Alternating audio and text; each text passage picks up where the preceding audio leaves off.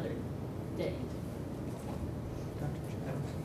I'd like to address what you said. You know, some of these malpractice cases started 15 years ago, and then are reported maybe 7 years ago.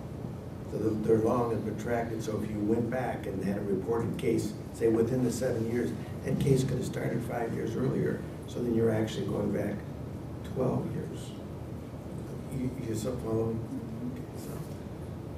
You know, the thing that struck me most of that day of testimony that we heard, that day of public hearings, was for the Medical Society's benefit, Bill Bowman spoke, I thought really passionately and really appropriately about how awful it is to go through a malpractice suit. And I think it's what, I don't know what percentage, 95 to 98% of them are you know, a disagreement, sort of a natural function of the fact that we are biological units and things go wrong and we are not fixable and all of that. And I just thought that his point about the angst that any physician goes through when they go through a suit like this is really the core issue.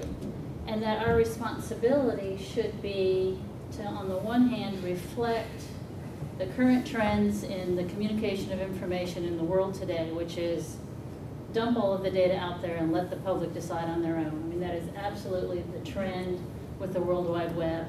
But that the responsibility of the board should be to really think and figure out a way to share our knowledge and our assessment of something like this case started 15 years ago. It took 7 years to adjudicate, and you know, this is our opinion, our storied, well-judged opinion about how valid this information is for you, Mr. or Ms. Public. And that's the role that I think that we should take on. But that taking on that role is a huge shift in workload and how we judge things and how we communicate things. And I don't know how practical that is, but that's what I wish that we could do.